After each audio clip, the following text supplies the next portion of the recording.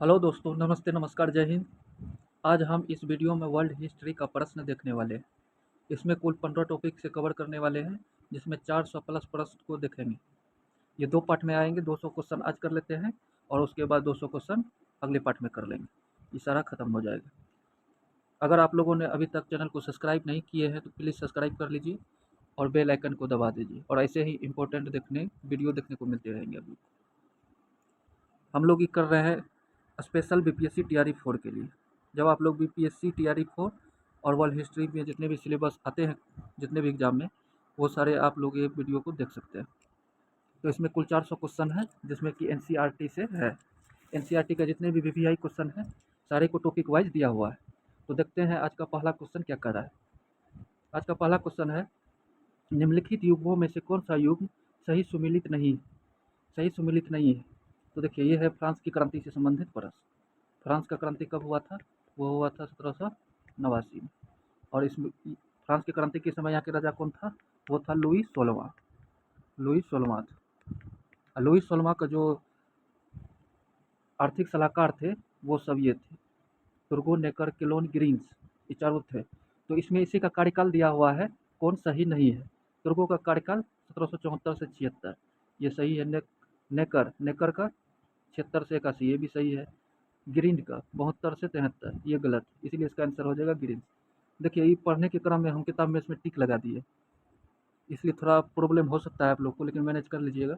बार बार video को देखिएगा, जिससे कि आपको समझ में भी आ जाए और याद भी हो जाए। देखिए, दूसरा क्वेश्चन क्या कर रहा है। निम्नलिखित में से स्वतंत्रता, समानता एवं बंधुत्व का नारा किसने दिया था? ये फ्रांस का क्रांति से संबंधित है। स्वतंत्रता, समानता और बंधुत्व का नारा किसने दिया था? वो दिया था रूसो ने। यहीं का दार्शनिक था फ्रांस का। फ्रांस की क्रांति का अग्रदूत भी कहा जाता है रूसो को। और बहुत इतिहासकार ऐसे भी कहते हैं, जब रूसो नहीं होता तो फ्रांस की क्रांति भी नहीं होती। देखिए, तीसरा क्वेश्चन क्या कर रहा है। मनुष्य स्वतंत्र पैदा होता है और हर जगह जंजीरों से जकड़ा होता है, यह वाक्य किससे संबंधित है? यह किसने कहा था? यह भी कहा था रूसो ने। रूसो ने किस बुक में कहा था? Social contract. रूसो का एक बुक का नाम है, ये है सोशल कॉन्ट्रैक्ट। इसी में इसने कहा था, मनुष्य स्वतंत्र पैदा होता है और हर जगह जंजीरों से जकड़ा होता है। टीआरई में ये क्वेश्चन पूछा हुआ भी है। देखिए, नेक्स्ट क्वेश्चन क्या कर रहा है।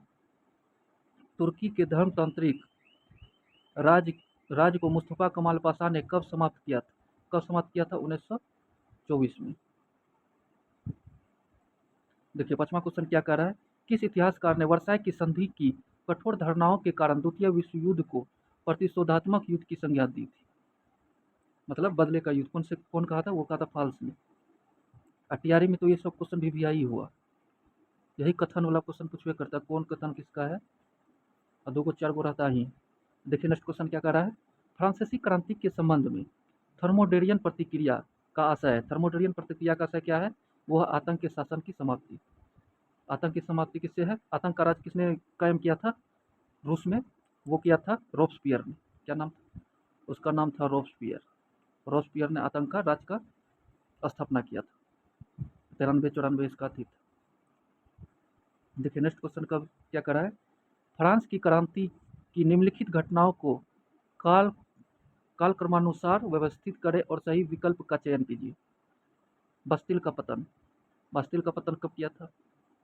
बस्तिल का पतन किया था 20 जून 1789।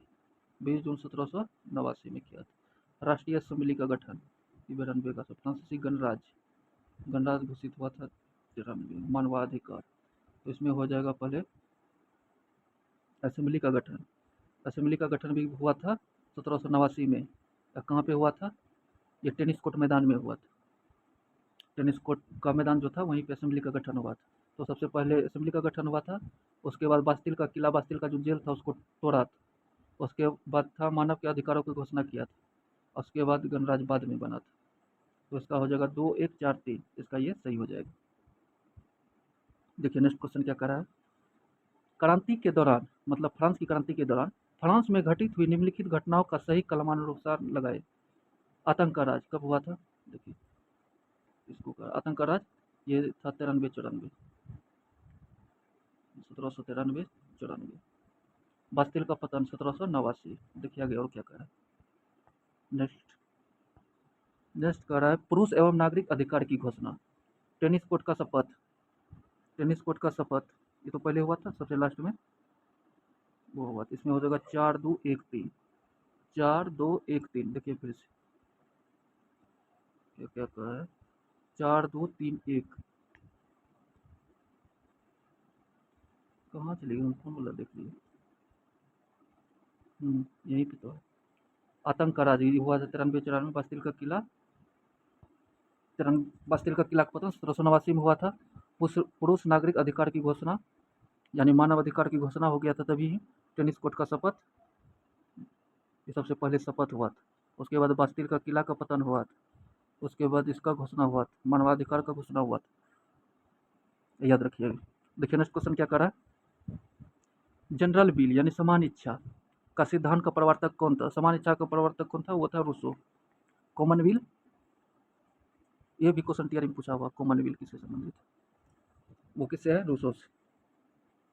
फ्रांसीसी क्रांति के संदर्भ में निम्नलिखित दो कथनों पर विचार कीजिए। कथन क्या कह रहा है, देखिए। दार्शनिकों के विचार और फ्रेंच क्रांति के प्रकोप के बीच संबंध दूरस्थ और अप्रत्यक्ष है। कारक इसका क्या कह रहा है, फ्रांस के क्रांति के दौरान इस्तेमाल किया सिद्धांत दार्शनिक अक्सर इस उपायों और न्योचित ठहराते थे जिनका स्वयं दार्शनिक विरोध करते थे। ये दोनों सही है, एनसीईआरटी का ही लाइन है।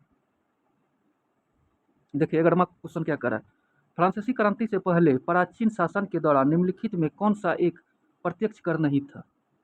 प्रत्यक्ष कर कौन नहीं था?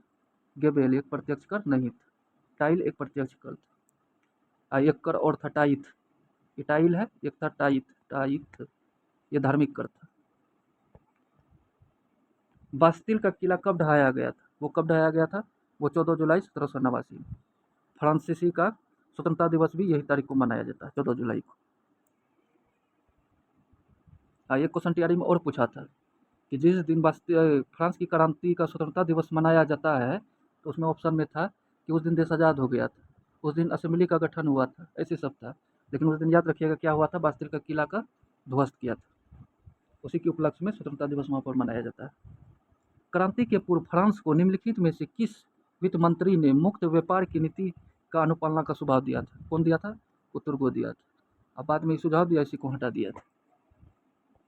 और तुर्गो ने ही कहा था क्या, आगे क्वेश्चन है उसका। तृतीय स्टेट के प्रतिनिधियों द्वारा प्रसिद्ध टेनिस शपथ कब ली गया था? टेनिस शपथ ग्रहण कब हुआ था? वो हुआ था 20 जून को, पहले बताया आपको, 20 जून 1789 को। नेक्स्ट क्वेश्चन क्या कह रहा है,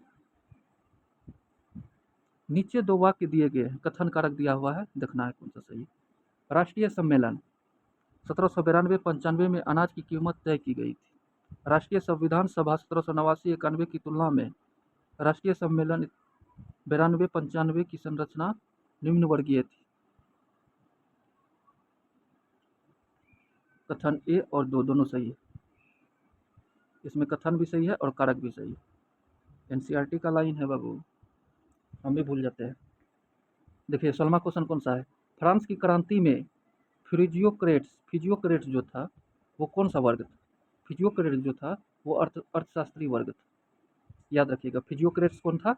वो अर्थशास्त्री ग्रुप का था। निम्नलिखित में कौन एक फ्रांस के लुई 16वां का वित्त मंत्री नहीं था? तुर्गो था, तुर्गो, नेकर, क्लेन, ब्रिंसो सब था, ये न था। इसका आंसर यही हो जाएगा। शक्ति पृथक्करण का सिद्धांत कौन दिया था? कौन दिया था? वो दिया था मोंटेस्क्यू ने। शक्ति पृथक्करण का सिद्धांत कौन दिया था? मोंटेस्क्यू ने, याद रखिएगा। क्रांति के पूर्व फ्रांस में प्रतिनिधि सभा का क्या नाम था? प्रतिनिधि सभा का नाम क्या था? वो था स्टेट जनरल। स्टेट जनरल कितने भागों में बटा हुआ था? 3 भागों में बटा था। कौन कौन था? फर्स्ट में था पादरी, पादरी। दूसरा में कौन था? मध्यम वर्ग। और दूसरा में कौन था? सर्वसाधारण, सर्वसाधारण। इसमें मध्यम वर्ग था। देखिए 20वां क्वेश्चन क्या कह रहा है, निम्नलिखित में कौन सी घटना 1830 के यूरोपीय क्रांति से संबंधित? फ्रांस में गणतांत्रिक सरकार की स्थापना 1930 में हुआ था, ये नहीं, ये गलत है। बेल्जियम की हॉलैंड से स्वतंत्रता, ये भी सही है। फ्रैंकफर्ट असेंबली का गठन, नहीं, फ्रैंकफर्ट असेंबली का गठन नहीं हुआ था। उपयुक्त में से एक से अधिक या उसमें से कोई नहीं। इसका आंसर कौन हो जाएगा? बी नंबर हो जाएगा। देखिए नेक्स्ट क्वेश्चन क्या कह रहा है, इसमें कह रहा है मिलान करने वाला है, तो इसमें मिलान कीजिए। नेपोलियन किससे संबंधित है? रूसो, क्रोसी और मैडम रोलैंड। ये समस्त इतिहास समकालीन इतिहास, समस्त इतिहास एक समकालीन इतिहास है। ये किसने कहा था? क्रोसी ने कहा था। क्रोसी का ये कथन याद रखने वाला है, ये सब चीज़ याद करने वाला है। आप लोग 2-4 बार देखिएगा वीडियो, याद हो जाएगा। नेपोलियन ने क्या कहा था? नेपोलियन ने कहा था मनुष्य, नहीं नहीं, नेपोलियन का ये नहीं, ये रूसो का। मनुष्य स्वतंत्र पैदा होता है और समस्त जंजीरों से जकड़ा रहता है। ये किसने कहा था? ये रूसो ने कहा था। तो ए का कौन सा है? ए का है मैं क्रांति का पुत्र हूँ, ए का 4। अब बी का मनुष्य स्वतंत्र पैदा होता है 3। क्रोसी ने क्या कहा था? क्रोसी ने कहा था समस्त इतिहास समकालीन इतिहास है, 1। और मैडम रोजेंट ने क्या कहा था? स्वतंत्रता तुम्हारे नाम पर क्या अपराध नहीं किए जाते? क्या स्वतंत्रता के नाम पर अपराध नहीं किए जाते? ये कथन किसका है? मैडम रोलैंड का। तो इसका क्या हो जाएगा? 2। 4 3 1 2, 4 3 1 2, इसमें सी में है। ये पढ़ने के क्रम में ना हम टिक लगा दिए हैं, इसमें यही गलती हो गया है। टिक नहीं रहता ना और मजा आता। खैर कोई बात नहीं है, आप एक नज़र से देख लीजिए, याद हो जाएगा। मैं ही राज हूँ, ये किसका कथन? ये था फ्रांस के लुई 14वां का कथन था। इसका पूरा कथन ये था, मैं ही राज हूँ और मेरे हर बात कानून है। जो बोल दिया वही कानून हो गया। मैं ही राज हूँ, मेरे हर बात कानून है। ये किसने कहा था? लुई 14वां ने कहा। अतः इसमें क्वेश्चन क्या कर रहा है? कौन सा राजनीतिक सिद्धांतवादी फ्रांसीसी क्रांति का कहर कट्टर विरोधी था? क्रांति के कहर का कट्टर विरोधी था। कौन था? वो था वर्क। वर्क नाम था उसका, वो था। देखिए 24 नंबर क्या कर रहा है? फ्रांस की क्रांति का स्वरूप क्या था? स्वरूप क्या था? बुर्जुआ था, यानी मध्यम वर्गीय था। बुर्जुआ का मतलब क्या हुआ? फ्रांस की क्रांति क्या था? मध्यम वर्गीय था, मध्यम वर्गीय था, मध्यम वर्गीय क्रांति था। फ्रांस की क्रांति मध्यम वर्गीय, और इसी को कहा जाता है बुर्जुआ वर्ग। पेरिस शांति सम्मेलन में कितने देशों ने भाग लिए थे? वो 32 देशों ने भाग लिए थे। लॉर्ड, देखिए नेक्स्ट क्वेश्चन, लॉर्ड को मिल, शराब की भट्टी और बेकर का उपयोग करने के लिए जो शुल्क अदा किया जाता है उसे क्या कहा जाता था? उसे क्या कहा जाता था? वो कोड़बी। सर्वसाधारण पर टैक्स लगता था, उसे क्या कहा जाता था? कोड़बी। देखिए प्रजातंत्र का रक्षक किसे कहा जाता है? प्रजातंत्र का रक्षक किसे कहा गया है? वो नेपोलियन को कहा गया। किस विद्वान ने विश्वकोश का संपादक किया था? वो दिदरो ने किया था, विश्वकोश, याद रखिएगा। नेक्स्ट क्वेश्चन देखिए क्या कर रहा है? मेरे मरने के बाद प्रलय होगा, यह किसने कहा था? लुई 15वां ने कहा था। वास्तव में प्रलय हो ही गया, स्वतंत्र हो गया फ्रांस। स्टेट जनरल का अधिवेशन बुलाने का क्या कारण था? स्टेट जनरल का जो बैठक बुलाया था उसका क्या कारण था? मेन कारण था करों में वृद्धि करना, नया कर लगाना। देखिए नेक्स्ट क्वेश्चन क्या कर रहा है? 20 जून 1789 को टेनिस कोर्ट में आयोजित सभा का अध्यक्षता किसने किया था? अध्यक्षता किसने किया था? वो बेली ने किया था। क्या नाम था उसका? बेली। लेकिन मुख्य रूप से कौन था? आगे हुआ क्वेश्चन देखेंगे उसे। उसमें था एक आबेसिए, नाम था आबेसिए, जो पादरी था। एक और था, हम भूल रहे हैं, आगे होगा देखते हैं। उस फ्रांसीसी का नाम बताइए जिसने अमेरिकी क्रांति में भाग लिया था। इसमें किसी ने भाग नहीं लिया था अमेरिकी क्रांति में। मिराबो ने लिया था, हाँ मिराबो नाम था उसका। टेनिस कोर्ट का मैदान का जो सभा हुआ था उसका नेतृत्व किसने किया था? एक मिराबो था, एक आबेसिए था। आबेसिए पादरी था, मिराबो क्या था? ये मध्यम वर्गीय था।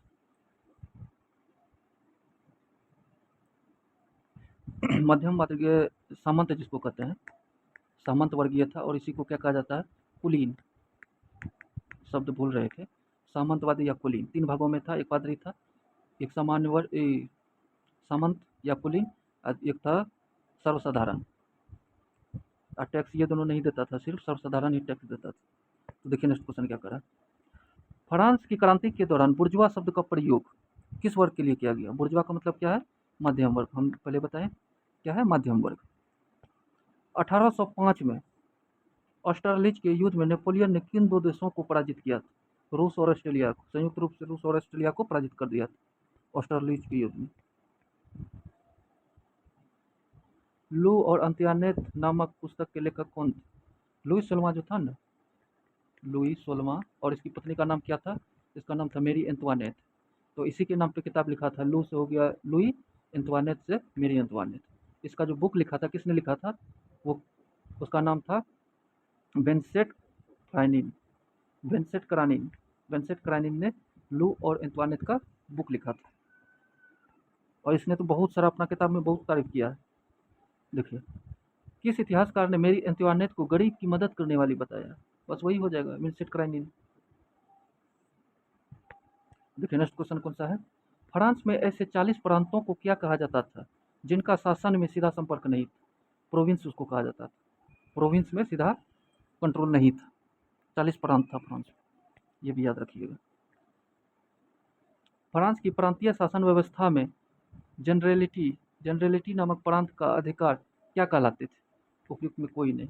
देखिए इस शब्द का प्रयोग न एनसीईआरटी में है न एससीईआरटी में, इसलिए हमको भी पता नहीं है इसका मतलब क्या। इसका आंसर है इसमें से कोई नहीं। आप लोग को पता है तो कमेंट में बता सकते हैं, जनरेटी नामक प्रांत का अधिकार को क्या कहते थे, आप लोग को पता है तो बता दीजिए, हमको भी पता हो जाएगा। धर्माधिकारियों द्वारा जनता से कौन सा कर वसूल किया जाता था, वो टाइथ बताएं ना। तीर्थ या टाइथ नामक कर जो था वो धार्मिक कर था, वो कौन वसूलता था, सीधे पादरी वसूलता था। लुई 16वें ने सम्राट बनने के सर्वप्रथम किसे अपना वित्त मंत्री नियुक्त किया था, सबसे पहले किसको किया था, तुर्गो को किया था, और तुर्गो सलाह दिया, इसको भी हटा दिया। उसके बाद नेकर को किया था, तुर्गो नेकर केलोन, तब ब्रियन ब्रियन को बाद में किया था। स्टेट जनरल की बैठक कितने वर्षों के अंतराल पर बुलाया गया था, 175 वर्षों पर बुलाया गया था स्टेट जनरल का बैठक। 175 साल से स्टेट जनरल का बैठक हुआ ही नहीं था। अब बुलाया भी था किस लिए, कर को बढ़ाने के लिए, वो भी कर किसका बढ़ेगा, सिर्फ सर्वसाधारण, जो गरीब आदमी है वही सिर्फ कर देगा। स्टेट जनरल की बैठक बुलाने का प्रस्ताव फ्रांस के किस वित्त मंत्री ने रखा था, बिड़िया ने रखा था, किसने रखा था, बिड़िया ने रखा था। कानून की आत्मा द स्पिरिट ऑफ लॉ नामक पुस्तक किसने लिखा है, किसने लिखा है, मोंटेस्क्यू ने। और मोंटेस्क्यू ने ही दिया है क्या, शक्ति पृथ्वीकरण का सिद्धांत। पूछेगा शक्ति पृथ्वीकरण का सिद्धांत किसने दिया है, तो मोंटेस्क्यू हो जाएगा। लुई 14वें का युग नामक पुस्तक के लेखक कौन है, वो है वॉल्टेयर। कौन है, वॉल्टेयर। लुई 14वें का युग, लुई 14वां तक तो ठीक ठाक ही रहा। देखिए नेक्स्ट क्वेश्चन क्या कर रहा है, यूरोप में साहित्यिक सम्राट एवं संपादकों का राजा नाम से कौन प्रसिद्ध है, संपादकों का राजा किसे कहा जाता है, वो कहा जाता है वॉल्टेयर। संपादकों का राजा, संपादकों का राजा वॉल्टेयर।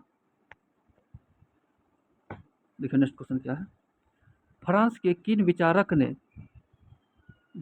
ने अर्थ को बदनाम चीज, धर्म को बदनाम चीज, फ्रांस के किस विचारक ने धर्म को बदनाम चीज का एक अधिकार का विरोध किया था, वॉल्टेयर ने किया था, याद रखिएगा।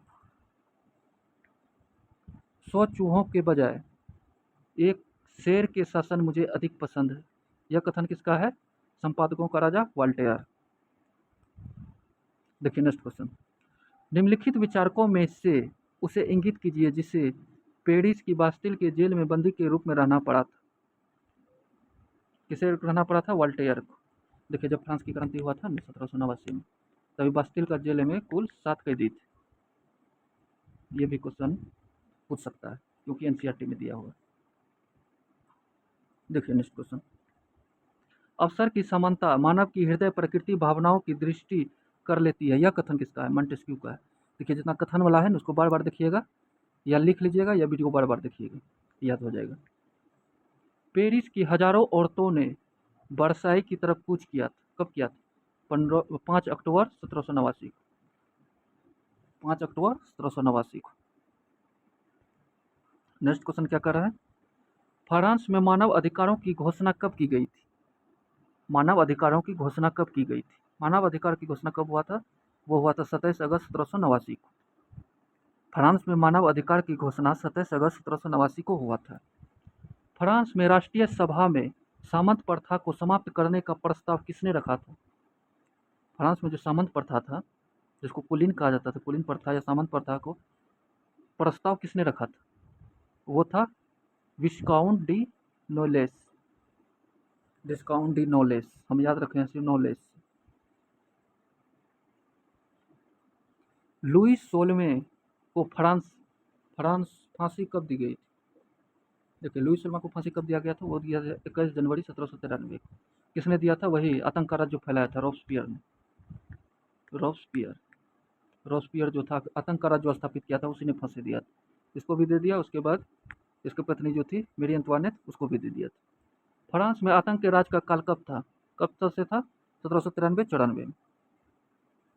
फ्रांस में आतंक के राज के संस्थापक कौन था, वो था रॉबस्पियर। देखिए अब नेक्स्ट, देखिए ये सारा क्वेश्चन कर लेते हैं ना, आपको खास करके बिहार पुलिस में भी आता है वर्ल्ड हिस्ट्री। मेन करके बीपीएससी टीआरई 4 जो उसके लिए तो क्रीम है ये, बीपीएससी टीआरई 4 के लिए ये क्रीम है। इसी से लगभग क्वेश्चन आपका आएगा, खास करके 6 to 8 9 10th में, जब आपका एसएसटी विषय है। और दरोगाम के लिए तो हैवे किया है। देखिए नेक्स्ट क्वेश्चन क्या है। फ्रांस में क्रांतिकारी न्यायालय की स्थापना करने वाला था, कौन था? वो था दांते। दांते का एक बुक है जिसका नाम है डिवाइन कॉमेडी। क्या नाम है? डिवाइन कॉमेडी, दांते का एक पुस्तक है। यूरोप का प्रथम लिखित संविधान किस देश का है? वो फ्रांस का है। सबसे पहले यूरोप में फ्रांस में बना था। इससे पहले बना था अमेरिका में, लेकिन अमेरिका तो यूरोप में आता नहीं है। यदि परमात्मा विद्वान नहीं है तो इसका आविष्कार करना पड़ेगा, यह कथन किसका है? रॉबस्पियर का है। देखिए आतंक फैलाने वाला क्या कर रहा है, यदि परमात्मा विद्वान नहीं है तो उसका आविष्कार करना पड़ेगा। स्टेटमेंट भी उसका वैसा ही है। लेटर डी केचेट कुलीनों को प्राप्त था, यह क्या था? विशेषाधिकार था। कुलीनों को विशेषाधिकार का नाम क्या था? लेटर दी केचेट। गेबेल नामक एक फ्रांस में किस वस्तु पर लगाया गया था? गेबेल कर जो था, गेबेल कर नमक पर लगाया जाता था। फ्रांस में 1789 की क्रांति के समय गेबेल कर की दर क्या थी? 7 पौंड वार्षिक। गेबेल कर नमक पर लगता था, वो 7 पौंड वार्षिक था। फ्रांस की तृतीय सदन द्वारा नेशनल असेंबली की घोषणा कब की गई थी? कब की गई थी? वो था 17 जून 1789।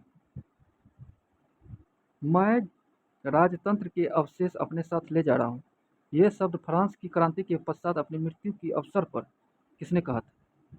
मिराबो ने कहा था, जिसने नेशनल असेंबली का गठन किया था, जिसके अथी में हुआ था मिराबो और आवेसी वही है मिराबो। इसने क्या कहा था? मैं राजतंत्र के अवशेष को अपने साथ ले जा रहा हूँ। राजतंत्र मतलब खत्म हो जाएगा। देखिए नेक्स्ट क्वेश्चन। फ्रांस की वित्त मंत्री नेकर द्वारा पहली बार प्रकाशित आय व्यय विवरण को क्या कहा गया था? आय व्यय के विवरण को क्या कहा गया था, पता नहीं। इसका देना चाहिए, लेकिन कोई बात नहीं, जितना है उतना ही काफी है। इससे बाहर एक भी क्वेश्चन नहीं जाएगा वर्ल्ड हिस्ट्री। फ्रांस में जैकोबियन दल के विरोधियों को मृत्युदंड हेतु प्रयुक्त यंत्र को क्या कहा जाता था? गिलोटिन। गिलोटिन क्या था? जैसे एक लकड़ी का बना हुआ रहता था, इस पे सिर रख दिया, ऊपर में एक तलवार जैसा बड़ा जैसा तलवार रहता था, इसको छोड़ देता था और गला एक बार में खत्म। इसी को गिलोटिन कहा जाता था। पर्शियन लेटर पुस्तक के लेखक कौन थे? पर्शियन लेटर पुस्तक के लेखक कौन थे? वो थे मोंटेस्क्यू। पर्शियन लेटर मोंटेस्क्यू को और एक किताब था, क्या नाम था? The spirit of law. शक्ति पृथक्करण का सिद्धांत कौन दिया था? मोंटेस्क्यू ने। देखिए नेक्स्ट क्या कहा। फ्रांस में दार्शनिकों को बोला जाता था, क्या बोला जाता था? इसमें से कोई नहीं, लेकिन हम लिखे हैं फिलाजाइस कहा जाता था। ये हम गूगल से लिखे होंगे, फिलाजाइस। फ्रांस के दार्शनिकों को क्या बोला जाता था? फिलाजाइस, याद रखिए। फ्रांस के दार्शनिक फिलाजाइस। काश मैं त्याग पत्र दे पाता, यह कथन किसका है? लुई सोलमा का। बेचारा सोच रहा है एक साथ त्याग पत्र दे देते, काश वो बढ़िया रहता, गिलोटिन पे चढ़ने से तो बच जाता। देखिए 69वां क्वेश्चन क्या कर रहा है। फ्रांस में कौन सा दल, एक मिनट, फ्रांस में कौन सा दल गिरी शिखर माउंटेन के नाम से प्रसिद्ध? जोकोबियन। गिरी शिखर माउंटेन के नाम से प्रसिद्ध था, कौन था? जोकोबियन, आतंक का राज फैलाने वाला। कब से कब था? 1793 से 94। इसका प्रमुख नेता कौन था? रॉबस्पियर। फ्रांस में प्रथम गणतंत्र की स्थापना कब की गई थी? प्रथम गणतंत्र की स्थापना 21 सितंबर 1792। 21 सितंबर 1792 और 21 जनवरी 1793 को लुई सलमा को गिलोटिन चढ़ा था, याद रखिएगा। देखिए ये सारा क्वेश्चन कर रहे हैं फ्रांस की क्रांति से ही संबंधित। उसके बाद आएगा समाजवाद और रूस की क्रांति। उसके बाद आएगा उधर जर्मनी, इटली, सबका एकीकरण आएगा। देखिए, रॉबस्पियर किस ग्रंथ को अपने तकिए के नीचे रखकर सोता था? वो सामाजिक संविदा। किसने लिखा था? इसको लिखा था रूसो ने। सोशल कॉन्ट्रैक्ट इसी को कहा जाता है। रॉबस्पियर अपने तकिए के नीचे रखकर सोता था। यदि रोटी नहीं मिली तो लोग केक क्यों नहीं खा लेते? यह कथन किसका है? मेरी एंटवानेट, लुई सोलमा की पत्नी। ये क्या कहती है पगली? यदि रोटी नहीं मिलती तो लोग केक क्यों नहीं खाते? बताइए। ये तो आप लोग नहीं भूलिएगा। फ्रांस में कोरबी नामक कर का स्वरूप था। कोरबी नामक कर का स्वरूप क्या था? वो बेगार था। बेगार कीजिए, नहीं तो कोरबी कर दीजिए। वह छोटा सा कागज का टुकड़ा मानव अधिकारों को घोषणा पत्र के बारे में कहा। नेपोलियन की समस्त सेना की अधिक प्रभावशाली सिद्ध हुआ। यह किसने कहा था? लॉर्ड एक्टन ने किया था। लॉर्ड एक्टन, याद रखिए। ब्रेसोटिन्स नामक नाम के फ्रांस के किस दल को जाना जाता है? जिरंदोस्तों को जाना जाता है। ब्रेसोटिन्स, इसका प्रमुख कौन था? ब्रिंसो था, इसलिए इसको ब्रेसोटिन्स कहा जाता है। जैसे इधर जोकोबियन बना था, जोकोबियन का नेता कौन था? रोबस्पियर था। इधर जिरंदोस्तों बना था, जिरंदोस्तों का नेता कौन था? वो ब्रिंसो था, इसीलिए इसको ब्रेसोटिन्स कहा जाता है। देखिए अब नेक्स्ट क्वेश्चन। कोई राजनीतिक पद्धति जो जनता के सहयोग पर आधारित न हो सफल नहीं हो सकता है। यह कथन किस फ्रांसीसी विचारक का है जिसने यह कथन को अमेरिकी क्रांति की घोषणा में सम्मिलित किया गया था? वो कौन था? रूसो था। कोई भी राजनीतिक पद्धति जनता के सहयोग पर आधारित न हो वो सफल नहीं हो सकता, रूसो ने कहा था। देखिए नेक्स्ट क्वेश्चन। टेनिस कोर्ट की शपथ के दौरान किन फ्रांसीसी नेता ने घोषणा किया था कि हम जनता की इच्छा से आए हैं और जब तक हमें बंदूक की कुंदों से नहीं हटाया जाएगा हम नहीं हटेंगे? मिराबो ने कहा था। जनता की इच्छा से आए हैं, जब तक मुझे बंदूक की कुंदों से मुझे नहीं भगाया जाएगा हम नहीं हटेंगे, मिराबो ने कहा था। यह वैध है क्योंकि मैं ऐसा चाहता हूँ। यह शब्द किसका है? लुई 14वां, इसी ने कहा था। मेरी हर बात कानून है। फ्रांसीसी क्रांति का कौन सा नायक क्रांति का मसीहा कहलाता है? कौन था क्रांति का मसीहा? रूसो। रूसो के बारे में कहा जाता है ये जब नहीं रहता तो फ्रांस की क्रांति ही नहीं होता। जो भी आई है ना, हम इसको लिख लिए। फ्रांसीसी क्रांति से प्रभावित होकर किस देश के शरणार्थियों ने अपने देश में गणतांत्रिक व्यवस्था लागू करने के लिए 1790 में फ्रांस में हेल्वेशियन क्लब की स्थापना किया था? किसने किया था? स्विट्जरलैंड में। जब देखा वहाँ भी क्रांति होने लगा तो आसपास के, देखिए ऐसे कहा जाता है, जब फ्रांस जो है यूरोप का महत्वपूर्ण देश था और ऑस्ट्रिया का एक था राजा जिसका नाम था मेटरनिक, और मेटरनिक का कहना था जब फ्रांस को सर्दी लगती है तो सारा यूरोप छिपता है। इसका कहने का मतलब था यूरोप, फ्रांस में थोड़ा सा भी कुछ परिवर्तन हुआ तो पूरा यूरोप में इसका प्रभाव होगा, और वही प्रभाव था यहाँ। जब देखा स्वतंत्र होने लगा तो स्विट्जरलैंड में भी एक संस्था बना लिया, जिस संस्था का नाम क्या था? हेल्वेशियन क्लब। देखिए, फ्रांसीसी क्रांति का एक मुट्ठी भर बुद्धिजीवियों से प्रभावित लोगों द्वारा राजतंत्र के विरुद्ध षड्यंत्र था। यह कथन किसका है? एडमंड वर्कत। एडमंड वर्कत, ये मुट्ठी भर दार्शनिकों का संयंत्र था। दार्शनिकों ने ही किताब लिख लिख के दिया क्रांति करवा के। ऐसा किसने कहा था कि जब वे मानव घटना चक्रों को रिकॉर्ड आरंभ हुआ तब से फ्रांसीसी क्रांति सबसे गौरवमयी घटना और मानव मात्र के लिए सबसे सुखदायी घटना था? वर्ड्सवर्थ ने कहा था। वर्ड्सवर्थ ने कहा था। किस समकालीन जर्मन संगीतकार द्वारा फ्रांसीसी क्रांति की सराहना की गई थी? जर्मन संगीतकार ने इसका प्रशंसा किया था फ्रांसीसी क्रांति। कौन था? बिथोवन। बिथोवन, जर्मन साहित्यकार बिथोवन। देखिए, निम्नलिखित कथनों में सत्य है, सत्य चुनने का है। 1792 में राजकीय मुद्रा पर पुरुष शासन के स्थान पर एक महिला मेरियन की छवि अंकित की गई। बिल्कुल सही है। मेरियन की छवि की मुख्य विशेषता स्वतंत्रता की लाल टोपी, तिरंगा एवं कलंगी थी। ये भी सही है।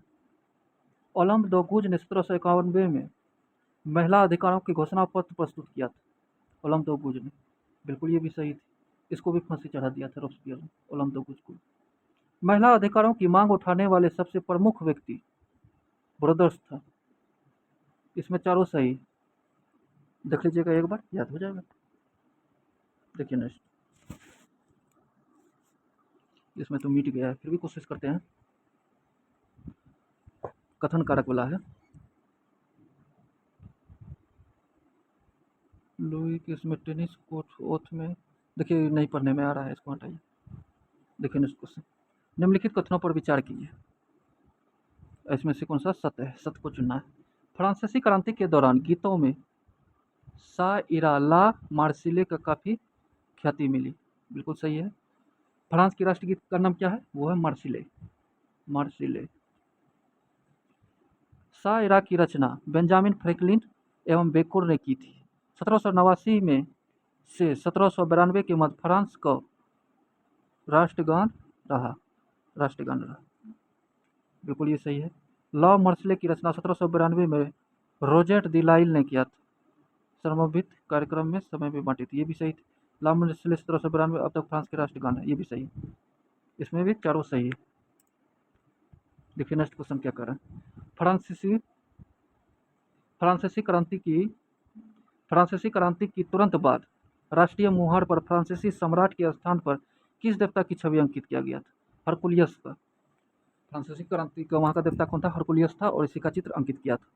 किस फ्रांसीसी समाचार पत्र ने राष्ट्रीय क्रांति के समय सम्राट लुई 16वां को दब्बू सुअर और साम्राज्ञी को व्यभिचारी कहा था।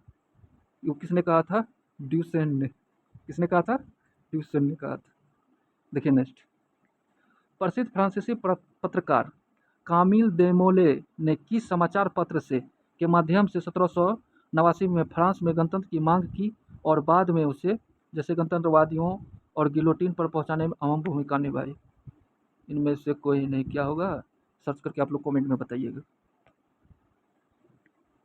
फ्रांस की क्रांतिकारी अखबार जनता के मित्र के संपादक कौन था, जनता के मित्र का संपादक कौन था, कौन हो जाएगा इसमें, जनता के मित्र का संपादक कौन था, इसमें से कोई नहीं दिया है, तो इसका संपादक लिख लीजिएगा जॉन मरात। इसका नाम था Jean Paul Marat. War and Peace की पुस्तक के लेखक कौन थे, टॉल्स्टॉय। वार एंड पीस के संपादक कौन थे, वो थे टॉल्स्टॉय। ये तो सीधे क्वेश्चन बनता है टीआरई 4 में, आएगा ही इससे क्वेश्चन। आप देखिएगा टीआरई, ये वीडियो जब पूरा कर लेते हैं बीपीएससी टीआरई का, आप कोई प्रैक्टिस सेट लगाइए और उसमें देखिए वर्ल्ड हिस्ट्री का जितना भी क्वेश्चन है इस वीडियो से है कि नहीं। इसमें 99% क्वेश्चन आपको मिलेगा। जब सेट प्रैक्टिस में आपका 40 में मान के चलिए 25 क्वेश्चन ही इससे है, 25 क्वेश्चन वर्ल्ड हिस्ट्री से है, तो उसमें आप मान के चलिए कि 22 से 23 क्वेश्चन आपका सिर्फ यही वीडियो से मिल जाएगा। यकीन मानिए, आप इसको देखिए और सेट में देखिए, लगभग क्वेश्चन इसी से रहेगा आपका। तो देखते हैं नेक्स्ट क्वेश्चन क्या कर रहा है। कौन से कथन ओलंप द गूज के बारे में सही, ओलंप द गूज महिला अधिकार घोषणा पत्र जो जारी किया था, ओलंप द गूज, इसको रोस्पियर ने गिलोटिन पर चढ़ा दिया था, तो इसके बारे में कह रहा था कौन सा कथन सही है। तो देखिए, क्रांतिकारी फ्रांस में वह राजनीतिक रूप से साजिश करने तो सक्रिय सबसे अधिक महत्वपूर्ण महिलाओं में से एक थी, बिल्कुल सही है। वह पुरुष एवं नागरिक अधिकार की घोषणा का प्रारूप तैयार किया था, पुरुष वाला नहीं किया था, ये महिला वाला किया था, महिला और नागरिक घोषणा पत्र। तो तीसरा क्या कह रहा है, उन्होंने महिला नागरिक वुमेन एंड सिटीजन के अधिकारों की घोषणा को लिखा था, ये भी सही है। तो मतलब 1 और 3 सही है, 1 और 3 सही। नेक्स्ट क्वेश्चन क्या कर रहा है, निम्नलिखित में कौन सा वियना सम्मेलन 1815 में बड़े 4 का संबंध नहीं था, फ्रांस का नहीं था, क्यों, फ्रांस तो आज़ाद हो गया था, लगभग गणतंत्र यहाँ पर हो गया था। इसी को समाप्त करने के लिए, यहाँ पर भी राजशाही लाने के लिए वियना सम्मेलन हुआ था। कहाँ पे हुआ था वियना सम्मेलन, ये ऑस्ट्रिया में हुआ था, और इसकी अध्यक्षता जो था वो ऑस्ट्रिया के जो राजा थे मेटरनिक, उसने किया था। यह कथन किसका है कि चाहे मैं आपसे सहमत नहीं हूँ और आपके विचार स्वतंत्र की रक्षा करूंगा। ये किसका कथन है? ये वोल्टेयर का है। निम्नलिखित प्रारंभिक समाजवादियों में से किसने न्यू हार्मनी नामक सहकारी समुदाय की स्थापना किया था? न्यू हार्मनी का स्थापना किसने किया था? रॉबर्ट ओवेन ने किया था। न्यू हार्मनी और क्या था? New Indiana. इंडियाना एक था, एक हार्मनी था। मजदूरों को देखने के लिए, परखने के लिए इसने किया था। निम्नलिखित में से कौन मार्क्स पूर्व में समाजवादी समूह में समंजस सदस्य नहीं थी? कौन थे? डेनिस दिदरो, जॉर्ज फारियर ये भी था, रॉबर्ट ओवेन ये भी था, समाजवादी था। दूसरा चैप्टर घुस गए हैं, 2 क्वेश्चन हो गया दूसरा चैप्टर, समाजवाद और उसका क्रांति से। देखिए नेक्स्ट क्वेश्चन। कार्ल मार्क्स और फ्रेडरिक एंगेल्स द्वारा लिखित कम्युनिस्ट मैनिफेस्टो की पहली बार कब प्रकाशित किया गया था? कब प्रकाशित हुआ था? वो 1848 में प्रकाशित हुआ था। किसने किसने किया था? कार्ल मार्क्स और फ्रेडरिक एंगल्स ने। दोनों समाजवादी थे और दोनों दोस्त थे। देखिए नेक्स्ट क्वेश्चन। निम्नलिखित में से किस पुस्तक को समाजवाद की बाइबिल कहा जाता है? समाजवाद का बाइबिल किसे कहा जाता है? Das Kapital. किसने लिखा था? कार्ल मार्क्स ने लिखा था। Karl Marx. कार्ल मार्क्स का पुस्तक क्या है? Das Kapital. निम्नलिखित में कौन कौन सा एक समाजवादी विचारक नहीं थे? Adam Smith. एडम स्मिथ ये अर्थशास्त्री थे अमेरिका के। Adam Smith. रॉबर्ट ओवेन वे ये सब था। देखिए नेक्स्ट क्वेश्चन। द्वितीय इंटरनेशनल की स्थापना कब हुआ था? 100वां क्वेश्चन है, द्वितीय इंटरनेशनल की स्थापना कब हुआ था? कब हुआ था? 1889 में हुआ था। द्वितीय इंटरनेशनल की स्थापना 1789 में हुआ था।